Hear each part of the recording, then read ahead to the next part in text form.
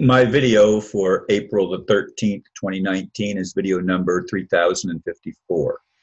The title is Deeply Embedded Demonic Despots Deceive.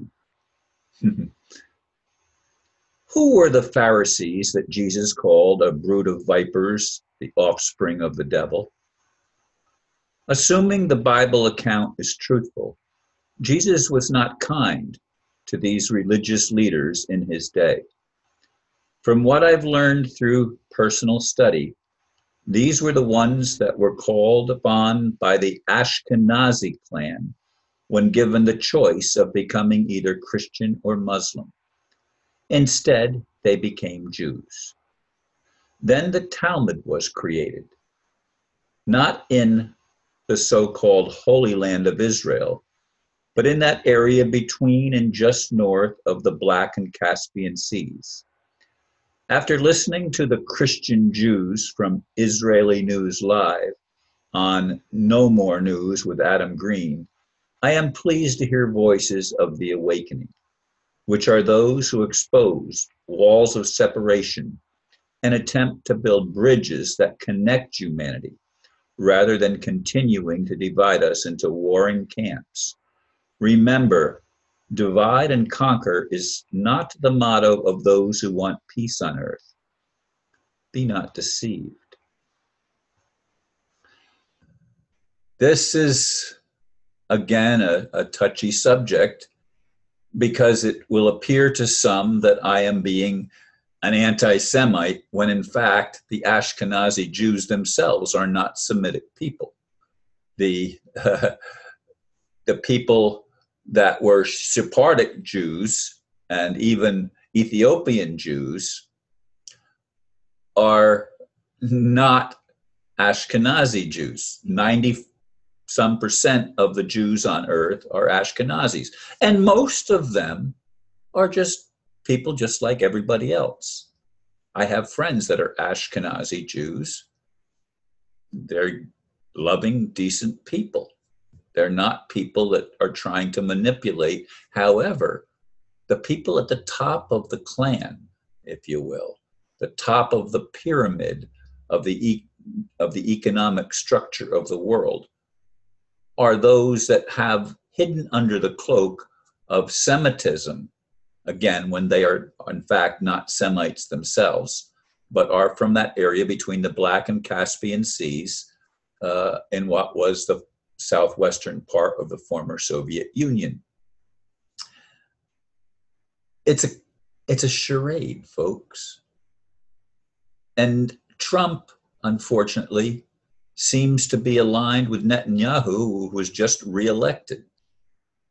I don't see that as a positive thing. Many Christians, of course, have been deceived into thinking that restoring the nation of Israel is somehow the fulfillment of Bible prophecy, not realizing that it's not supposed to be restored until the Messiah returns, until Shiloh comes. That hasn't happened yet, folks, in case you haven't noticed. And of course, there seems to be a blending nowadays with the Vatican and the state of Israel and the Zionists, and this whole take over the world clan of people, movement of people who sit in high places, including Donald Trump, including Netanyahu, including many other world leaders. Some suggest that even Putin is part of that. I hope that's not true. I mean, because of Anastasia, I like Putin. I think he's made some very positive changes. He's opened the doors to a lot of things in what was the Soviet Union, which is now, of course, modern day Russia. In any case, I have lived my whole life expecting to see the kingdom of heaven manifest on earth. That's what I was born for. That's what I live for. And I don't go along with what's happening in the modern nation of Israel. I don't go along with the Christian right totally supporting the so-called Jewish state that is a terrorist state terrorizing the people that have lived there for generations, when the Ashkenazis only went there en masse in the 20th century. There are people that have lived on that land in what was called Palestine for generations going back centuries, folks. This is not something that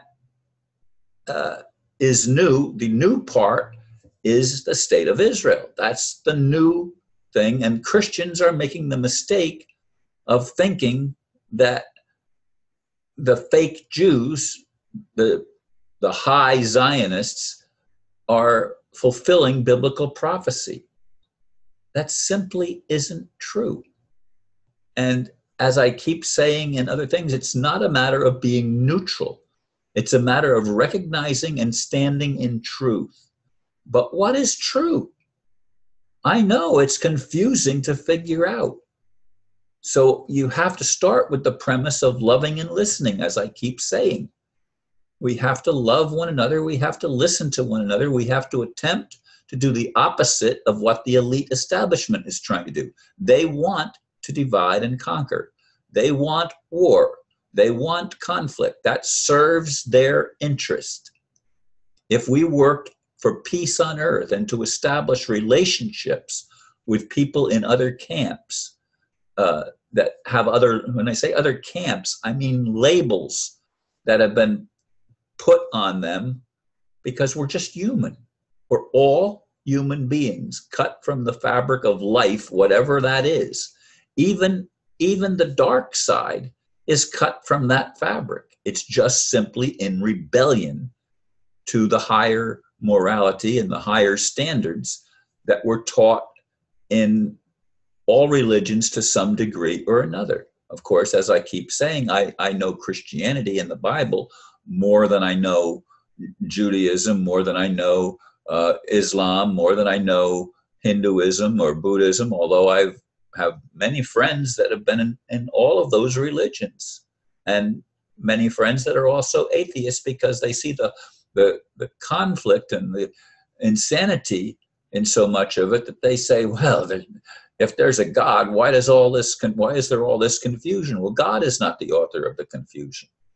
But for some strange reason, God seems to allow it and not do anything about it. That's why I hope that this Aquarian age actually is moving forward. And if it moves forward, this new world order run by demonic elements that are deeply embedded and very deceptive, they will not succeed. But how is that going to actually play out in our three-dimensional reality? How are we going to see the fruit of that and then be able to enjoy the fruit of that here on earth without dying and going someplace else? I know that sounds like a broken record to those who listen to me all the time, but I don't want to die to go to some heaven. I look for heaven to manifest on earth. That's the whole purpose of my life from the earliest years of being aware, at least somewhat aware. As I said, I've preached sermons before I even preached in the largest Assembly of God in New Jersey, Bethany Church at the time. Before I even did that, I was preaching on street corners and witnessing and carrying my Bible to school, and even in the Army, carrying my Bible and reading my Bible. Folks, I want there to be peace on earth.